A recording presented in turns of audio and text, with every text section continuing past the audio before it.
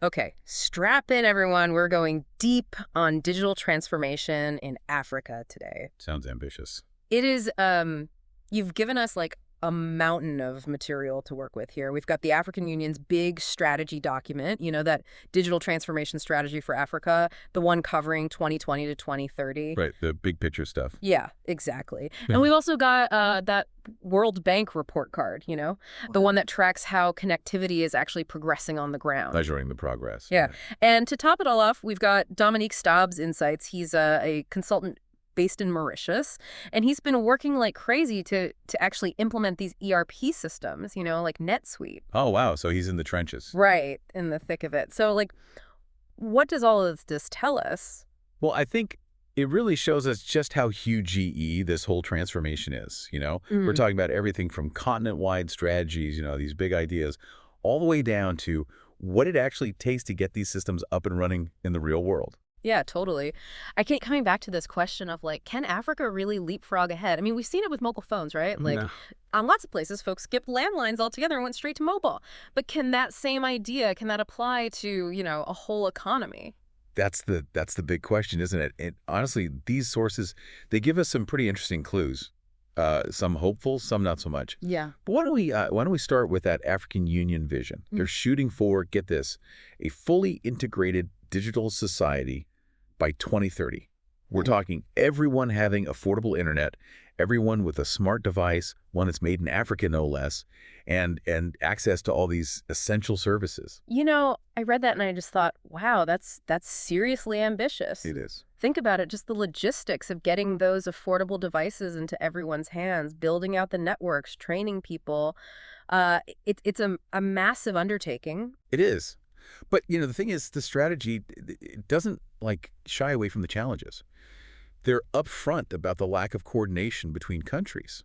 They talk about the regulations being all over the place and the real need to boost funding and training for African entrepreneurs. So it's good that they're recognizing those potential roadblocks. Oh, absolutely. But one thing that really jumped out at me was this emphasis on local development. That 30% of content should be made and hosted in Africa, that's a statement. It is. It's like they're saying, we don't just want to consume global tech, we want to produce it. Which, of course, leads to the question of whether Africa can actually build the hardware, the software, the expertise to be that self-sufficient. Yeah, that's a big one. And that's kind of where I think the World Bank report comes in. It really echoes that AU focus on connectivity being the foundation, right? Totally. Got to start there. And they actually highlight some pretty cool wins. Like between 2019 and 2022, broadband access, it went way up, download speeds got faster, and data prices, they actually dropped. That's encouraging, right? It is. It shows we're moving in the right direction. But, the report doesn't pretend like everything's perfect. Right. That digital gender gap, it's still a major problem. And the service quality, well, it's all over the map, depending on where you are and how much money you've got. So basically, getting everyone connected, that's just step one. And it seems like the World Bank is actually putting their money where their mouth is. They're pushing for these regulatory reforms, investing in ways to close that digital divide. But they're also thinking beyond just getting people online. Right. They're talking about building a whole digital ecosystem. Right. So that means platforms for finance, platforms for market access, fostering entrepreneurship, getting those regulations right, and of course, developing digital skills. It's the whole package. Yeah. And then, we bring in Dominique Staub's perspective, and it's kind of a curveball. Yeah. He's like down in the weeds, actually working with these systems. And he's got some strong opinions. Like, he's pretty wary of relying on those big Western tech companies for all the solutions. And he's raising concerns about control, about cost, and about whether it's even sustainable in the long run. Yeah. I mean, I could see where he's coming from, especially with Africa's history. Sure. It raises this whole question of digital sovereignty, which is complicated. It is. It's a big one. But it's a conversation that needs to happen. For sure. And he's really advocating for Africa to build its own tech infrastructure, which, that's where things get really interesting. How realistic is that? Can they actually build the expertise? Can they ensure data security? Can they create solutions that work even when, the internet's spotty? Those are huge challenges. He doesn't pretend they're not. But he also has some pretty concrete suggestions. He's talking about simple software that's easy to use even if you don't have a tech background. Leveraging those mobile phones, making data security a top priority. He's got some real ideas. Yeah, he does. And it's not just talk either. He's got skin in the game. How so? His company, Cloud at Work, they're the ones implementing and customizing these ERP systems, so he's right there in the middle of it. It'll be interesting to see how they navigate all of this. His ideas really make you think about what digital independence could actually look like in practice. So we've got this grand vision from the AU, this kind of cautious optimism from the World Bank, and then Staub's on the ground perspective, almost like he's saying, hey, we need to do this our own way. What I'm really curious about is how do we get from those high-level strategies to action, to things actually happening? Well, that's where we need to deep into the details.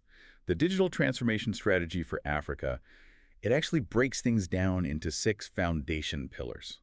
It's like their blueprint for achieving all of these goals. And it gets pretty specific, actually. It's not just aspirations. It's like, okay, here's what we need to do. That's what we need, right? The nuts and bolts. Yeah. It's one thing to say we want digital transformation, but it's a whole other thing to actually make it happen. Exactly. And that's what we're going to unpack next. Let's get into it. Welcome back. Before the break, we were talking about needing to break down these huge digital transformation goals into like actual steps. Right. And the African Union's strategy document, they actually do that. They lay out these 6 foundation pillars that are kind of the path to making it all happen. Okay, so let's get into these pillars. The first one, it's called Enabling Environment Policy and Regulation, which sounds honestly kind of boring, but it's actually like the foundation, right? Oh, it's super important. You can't build a digital economy without a solid base. This pillar, it's all about creating the right conditions for digital transformation to actually work. And it starts with like political commitment, from the top. Right. Because you got to have those stable policies, predictable policies. That's what attracts investment. That's what encourages innovation. It's about making sure everyone has a fair shot. Right. Yeah, exactly. Both for local businesses and the international players too.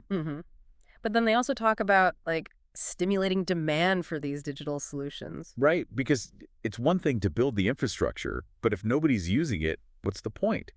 This part's about like getting people excited about tech, showing them the benefits, and making sure those services are affordable and easy to access. I see what you mean. It's like, imagine building this amazing highway, but nobody has cars, or they don't even know how to drive. Right. Totally useless. Exactly. They also talk about how making policies in the digital age, it's a whole different ballgame. Yeah, it is, because things change so fast. Policies can't be static. They got to be like adaptable, You got to be willing to try things out, see what works, and adjust as you go. Makes sense. Okay, so pillar number 2, it's digital infrastructure, which, no surprises there. It's about the hardware, the actual stuff. Yeah, exactly. So we're talking broadband networks, data centers, the devices themselves, platforms. It's the base that everything else gets built on. Yeah. And the strategy is really clear that this infrastructure is going to be affordable, accessible, and reliable across the entire continent. That's a big ask, It is, but it's not just about internet cables. It's about like the whole system. So reliable electricity, that's crucial, especially for those data centers. Cybersecurity, that's becoming more and more important to protect all those systems and data. And then, of course, you need people, skilled people, to manage and maintain all of it. And this is where, like Staub's point about building local expertise, that becomes really important.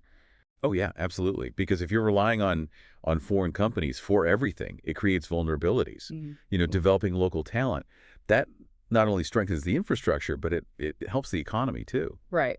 Okay, so this one threw me for a loop a little bit. It's digital ID. It sounds kind of, bureaucratic. It does. But honestly, it's super important for a digital economy to actually work. This one's all about setting up these digital identity systems, ones that are secure and that you can rely on. Right. Because that's what lets people participate online, access services, do business, all of that. It's about giving everyone like a digital presence. Okay, I see what you mean. But they also make a big point about data privacy and security. These systems, they got to be built with protection so people's information isn't, out there for anyone to grab. Yeah, for sure. So we've got this impressive framework. It covers pretty much everything: infrastructure, skills, content, entrepreneurship. It's pretty comprehensive. But, like Staub said, it's the implementation that's where things can get messy. Well, for sure. He's right. These pillars are like a roadmap, but you still need the experience, the know-how to actually navigate the real-world challenges. And he doesn't just talk about the problems, right? No. He tries to offer solutions too. Let's move on to those. Sounds good. So we've talked a lot about the hurdles, the challenges of, making these big digital strategies a reality in Africa. But there's this other idea that keeps coming up, like what if Africa doesn't just catch up, but actually like jumps ahead, this whole leapfrogging thing?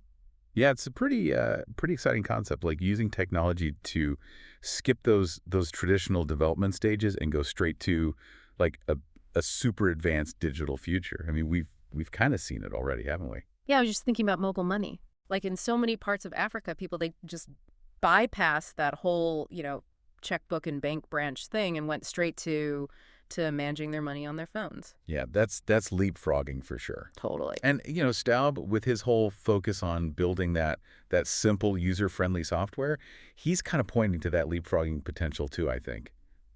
He seems to get that Africa doesn't, necessarily have to copy those super complex systems that have developed in other parts of the world. Right, like they can create something totally new. Exactly, something that fits their specific needs and context. Yeah. And that could lead to solutions that are, not just more efficient and easy to use, but actually more innovative than anything we've seen before. So, like, let's imagine for a second, what if this leapfrogging really took off? What if Africa became a leader, not just a follower, in the digital space? Well, the first thing that pops into my head is renewable energy. I mean, Africa has so much sun, so much wind, and those resources could, they could power those massive data centers that a digital economy needs. That's a really good point. It's like turning a challenge, not having that traditional energy infrastructure into a strength. Mm-hmm. And it wouldn't just make Africa, a hub for those green data centers. It would also mean, less reliance on those fossil fuels. It's sustainable development, right? Absolutely. And speaking of sustainability, what about AI? Like, could we see AI solutions that are designed specifically for African challenges? Oh, I like that. Like, imagine healthcare systems powered by AI that can, diagnose diseases in remote areas, places where it's hard to find doctors, or educational platforms that personalize learning based on, the student's language, so it can help close that digital divide in education. Even in agriculture, AI could help optimize those crop yields based on like super specific local conditions. So, helping farmers deal with climate change and making sure there's enough food for everyone. Yeah, the possibilities are pretty mind-blowing. And the cool thing is, it's not just about Africa benefiting, right? Right. These solutions, they could be like exported to other parts of the world that are facing similar challenges. Africa could be like the go-to place for those innovative, sustainable solutions, all powered by AI. It's a great thought. And we can't forget about that whole entrepreneurial spirit, right? We're already seeing all these tech startups popping up all over the continent. Yeah, driven by young people who are totally comfortable with technology. Exactly. And that's why it's so important to build that supportive environment that we were talking about, the one that encourages entrepreneurship. Mm-hmm. Imagine like African startups creating these groundbreaking solutions in fintech, e-commerce, health tech, not just for, their local communities, but for the whole world. That would be something. It's exciting to think about. And, it all comes back to those strategies and recommendations that we've been unpacking. Building that solid digital infrastructure, supporting those digital skills, creating an environment where businesses can actually thrive. That's how we make this leapfrogging thing a reality. It's not just about governments and institutions, though, is it? It's about individuals, too. Right, which brings us to you, the listener. Why should you care about all of this, about Africa's digital transformation, about this whole idea of leapfrogging? Well, on a global level, a digitally empowered Africa, it means a more connected world, a more innovative world, and a more prosperous world, right?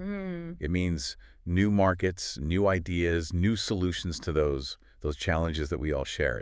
It's in everyone's best interest to see Africa succeed. It really is. And it's also about, Creating a world that's more fair, where technology is used to bring people together, not divide them even further. Absolutely. But it's not just about the global impact. For individuals, this digital transformation, it's full of opportunity. It's opportunity for education, for starting businesses, for accessing information, for connecting with people across the world. It's about giving people the power to shape their own futures Yeah. and to contribute to a digital world that's more inclusive and more sustainable. So as we wrap up this deep dive, we want to leave you with one final thought, a question to think about. What role will you play in shaping Africa's digital future? Will you be a consumer? Someone who benefits from it? Yeah. Or will you be a creator, an innovator, someone who actually helps make it happen? The possibilities are endless, and the choice is, it's yours. Thanks for joining us on this incredible journey. It's been a pleasure.